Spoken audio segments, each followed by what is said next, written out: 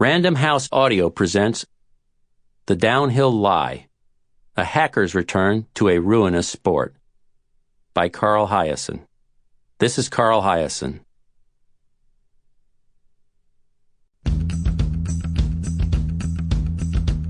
Dawn of the Dead. In the summer of 2005, I returned to golf after a much-needed layoff of 32 years. Attempting a comeback in my 50s wouldn't have been so absurd if I'd been a decent player when I was young. But unfortunately, that wasn't the case. At my best, I'd shown occasional flashes of competence. At my worst, I'd been a menace to all carbon-based life forms on the golf course. On the day I gave up golfing, I stood 6 foot even, weighed a stringy 145 pounds, and was in relatively sound physical shape. When I returned to the game, I was half an inch taller, 21 pounds heavier, and nagged by the following age-related ailments: elevated cholesterol, a bone spur deep in the right rotator cuff, an aching right hip, a permanently weakened right knee due to a badly torn medial meniscus that was scraped and repaired in February 2003 by the same orthopedic surgeon who'd once worked on a young professional quarterback named Dan Marino. The doctor had assured me that my injury was no worse than Marino's. Then he'd added, with a hearty chuckle, "But you're also not 22 years old."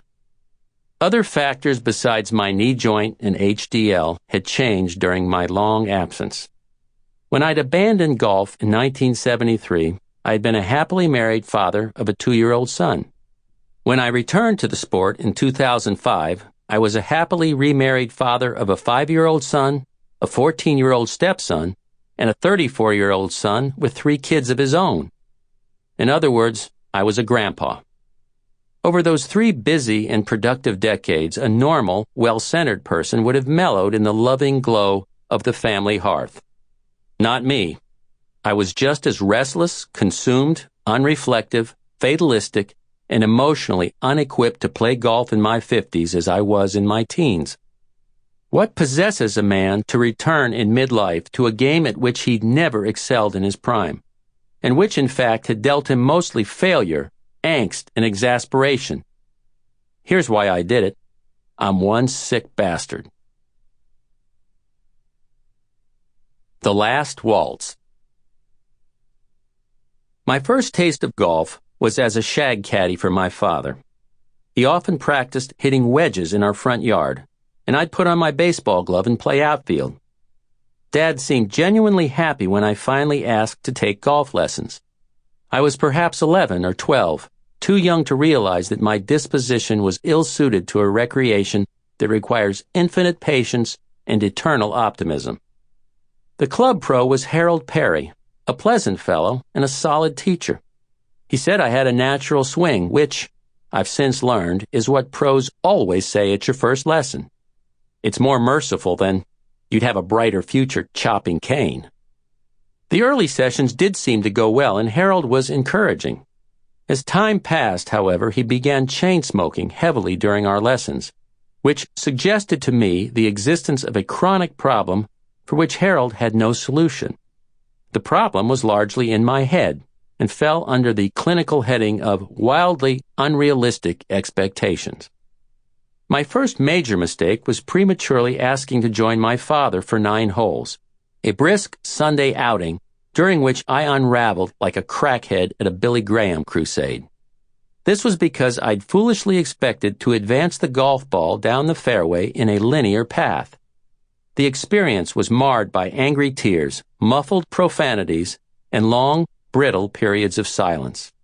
Worse, a pattern was established that would continue throughout the years that Dad and I played together. Golfers like maxims, and here's a good one. Beginners should never be paired with good players, especially if the good player is one's own father. The harder I tried, the uglier it got. To say that I didn't bear my pain stoically is an understatement. Dad suffered along with me, and so did his golf game, which added to my sullen mood an oppressive layer of guilt. There were rare sunbursts of hope when I managed to hit a decent shot or sink a putt, but usually a pall of Nordic gloom followed us around the links. My father was a saint for tolerating my tantrums and sulking. He never once ditched me. Whenever I asked to tag along on his regular weekend game, he'd say yes, despite knowing what histrionics lay ahead. When I grew taller, he generously bought me a set of Ben Hogan's, which were so gorgeous that at first I was reluctant to throw them. Interestingly, I have no recollection of my father and me completing a round of golf, with the exception of a father-son charity event, and the only reason I didn't flee on the back nine was that I wasn't sure how to get back to the clubhouse. I can't recall our final score, probably for the same reason that victims of serious traffic accidents often cannot remember getting in the car. Trauma wipes clean the memory banks. In high school, some of my friends took up golf, and occasionally I joined them on weekends. Surrounded by retirement developments, the Lauderdale Lakes course was a scraggly, unkempt layout that was chosen by us for its dirt-cheap, all-day green fees. Despite the trampled fairways and corrugated greens, I actually started enjoying myself. The mood was loose and raunchy, and it was uplifting to discover that my friends stroked the ball as erratically as I did. We were the youngest players on that course by half a century, a disparity that every round precipitated one or two prickly confrontations with foursomes who were less agile and alert. That, of course, only added to the sportive atmosphere. Occasionally, we also played a chaotic par 3 layout, upon which I once bladed a 9-iron dead into the cup for an ace. It was a feat that I never replicated. My name, misspelled naturally, was etched into a hokey hole-in-one plaque that was hung among literally hundreds of others in that funky little clubhouse. My father was undoubtedly relieved that I'd found other golfing companions, freeing him to resume his regular Sunday rounds in peace. Unfortunately, bursitis was making it increasingly difficult for him to swing a club, and by the time I left for college, he was playing infrequently and in pain. During my first semester at Emory University, I got married and soon thereafter became a father. So for a time I was too preoccupied and too broke for golf. In the summer of 1972, I entered the journalism college at the University of Florida in Gainesville, where I reconnected with my high school buddies. The university maintains a top-notch par 72 that was, in those days, open to students for $2.50. It was there I broke 90 for the first and only time before giving up the game. I was walking 18 in a group that included a good friend, Al Simmons. He was hitting the ball well, but I was all over the map, scrambling for bogeys and doubles. In the midst of butchering a long par 4, I improbably holed out a full 7-iron for a birdie. Exclamations of amused wonder arose from Big Al and the others. Then, supernaturally, 2 holes later, I knocked in a 9-iron from about 110 yards. This time, Al keeled over as if felled by a sniper. Once before, I'd seen him collapse like that on a golf course.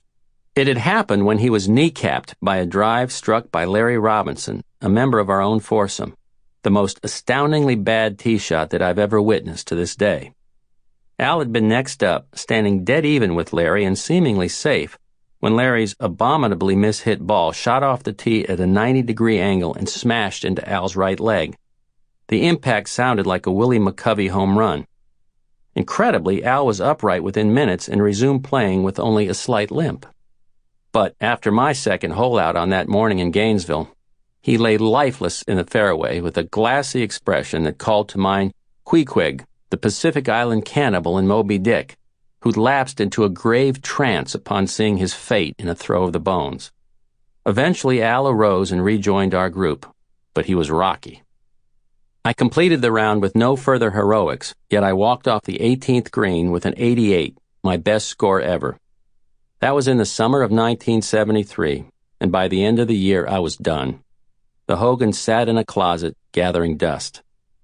Richard Nixon was hunkered like a meth-crazed badger in the White House.